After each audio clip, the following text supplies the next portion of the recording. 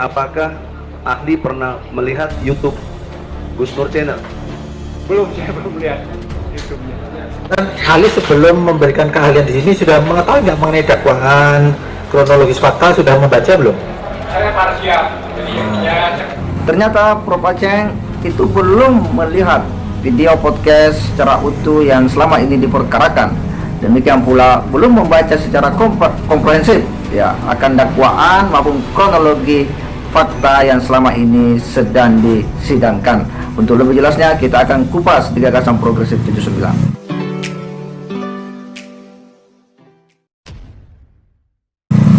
Assalamualaikum warahmatullahi wabarakatuh. Kembali berjumpa dengan saya di channel Gagasan Progresif 79. Sahabat sebangsa dan setanah di mana saja Anda berada.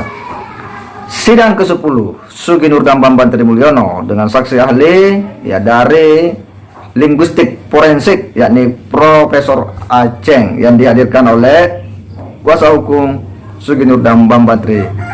Ada hal yang kemudian menarik di mana ternyata Prof. Aceng ya yang dihadirkan sebagai saksi ahli ketika ditanya oleh Egy Sujana tentang bagaimana seseorang bisa ditahan, itu bisa tersangka terkait dengan tuduhan pidana, padahal ya apa yang dituduhkan itu kepadanya terkait dengan keonaran itu belum jelas bahwa itu betul-betul sebuah keonaran, belum diuji apakah bahasanya itu betul-betul memenuhi unsur keonaran sehingga harus ditahan ataupun ditersangkakan ataupun dihukum dalam artian ditahan di penjara. Tetapi apa yang disampaikan oleh Prof. Aceng bahwa saya tidak bisa menilai jika tidak melihat katanya, tidak melihat kalimatnya ya, dan ketika ditanya oleh Egy bahwa apakah Prof sudah pernah melihat videonya, jawabannya ternyata belum melihat secara utuh. Nah, ini yang kemudian menjadi lucu ya bagi kita karena Prof Aceng ternyata sudah memberikan keterangan ya, tetapi belum melihat video podcast itu secara utuh ya. Demikian pula belum membaca apa yang menjadi dakwaan jaksa, demikian pula kronologi fakta-fakta, dan seharusnya itu dilihat dulu, dibaca dulu secara utuh untuk kemudian memberikan pendapatnya di depan majelis hakim atau di persidangan. Untuk lebih jelasnya kita simak dulu bagaimana situasi ya ketika Prof Aceng ditanyai oleh pengacara maupun oleh hakim. Mari kita simak. Sekarang dalam perspektif hukum pidana dikaitkan dengan linguistik forensik, klien kita ini dituduh melakukan keonaran, bahkan sudah didakwa. Bagaimana bahasa linguistik forensiknya, sementara makna-makna yang tadi dimaksud tidak menunjuk kepada satu istilah keonaran, tapi justru didakwa keonaran. Bahasa apa yang bisa menjelaskan ini? Saya harus berhadapan dengan teksnya. Teks apa yang diungkapkan oleh terdakwa ini ya, sehingga saya bisa mengklasifikasi, mengidentifikasi apakah ini masuk kategori yang bisa memicu keonaran atau justru tidak gitu. Teksnya Oke. apa? Gitu? Apakah ahli pernah melihat YouTube Gus Nur Channel? Belum, saya belum lihat YouTube-nya. Ya. Jadi kalau itu permintaan ahli, mestinya ditayangkan poin-poin pentingnya aja yang mulia. Boleh. Ya, Ada di bawah. saya nggak bisa Supaya jelas yang didakwa oleh jaksa. Oke. Karena ini berbeda makna serius yang mulia. Oke. Dan Ada di bawah. saksi ini dihadirkan karena didengar pendapatnya. Oke. Mungkin jaksa di bawah itu videonya mungkin bisa diputarkan. Karena dia belum lihat.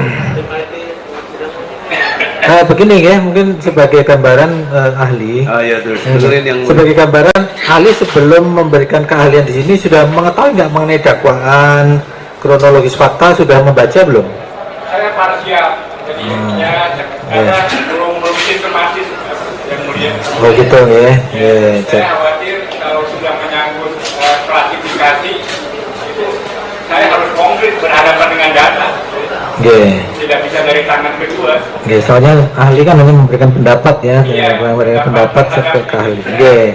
Tapi kan memberikan pendapat kan mestinya harus mengikuti juga kajian faktanya itu loh. Kan biasanya kan kalau di saksi-saksi ahli dihadirkan oleh penuntut umum sebelum memberikan pendapat itu dikasih ini loh fakta saksi A, B, C, D, E, F, G, H, baru dia memberikan pendapat. Dan ini kalau ahli saudara belum mendalami mengenai Kalau teks bagian ini misalnya yang saya ingat nih, bagian ungkapan Gus Nur yang mengatakan bahwa dia tidak yakin dengan apa yang tuliskan oleh Pak Bambang Tri. Itu istilahnya. Kemudian dia mengungkapkan sesuatu, siapa ini akan bertanggung jawab dan sebagainya. Delik itu, tuturan itu dikategorikan sebagai menimbulkan keonaran karena disiarkan, dipublikasikan di YouTube. Ya, intinya seperti itu. Intinya kan ada semacam percakapan atau podcast antara Gus Nur dengan Bambang Tri. Di dalam podcast itu ada namanya sumpah mubahalah, saling melaknat, dan intinya Gus Nur tidak mempercayai apa yang ditulis oleh Bambang Tri, sehingga untuk itu disumpah. Dan di dalam tulis di dalam konteks siaran YouTube-nya itu, disitulah ada beberapa perkataan-perkataan yang menurut pendakwaan jaksa itu mengandung bisa menerbitkan keonaran di kalangan masyarakat, kebencian dan sebagainya. Nah, itu nanti dibuktikan dengan nanti saksi-saksi yang sudah dihadirkan, kan gitu. Seperti itulah intinya, seperti itu. Okay. Ya, saya berisiko kalau saya tanpa data ya. Ya, itu situasinya yang terjadi di dalam persidangan ya. Ketika Prof. Aceng ya ditanya bahwa apakah Anda pernah melihat video podcast yang hari ini diperkarakan, ya ternyata belum. Ya, apa yang selama ini disampaikan oleh Egy Sujana bahwa Sugi Nur ini sudah dihukum, ditahan, ditersangkakan ya tentang sebuah dugaan karena telah membuat keonaran, tapi ternyata keonaran itu sendiri belum jelas ya dipahami bahwa apa yang disampaikan oleh Gus Nur itu betul-betul keonaran ya secara bahasa. Tetapi oleh Prof. Aceng bahwa saya tidak bisa memberikan pandangan ketika ya tidak melihat ya sebuah percakapan atau sebuah kata karena teks lah yang dia telah. Nah, ini kan yang kemudian menjadi lucu karena dia memberikan pandangan ya sebelumnya itu belum melihat podcast itu secara utuh. Tapi kemudian ketika ditanya oleh hakim, apakah Anda sudah pernah membaca dakwaan atau fakta-fakta, kronologi fakta ya yang hari ini diperkarakan? Tetapi lagi-lagi Prof. Aceng mengatakan bahwa hanya membaca parsial saja, artinya dia tidak membaca utuh.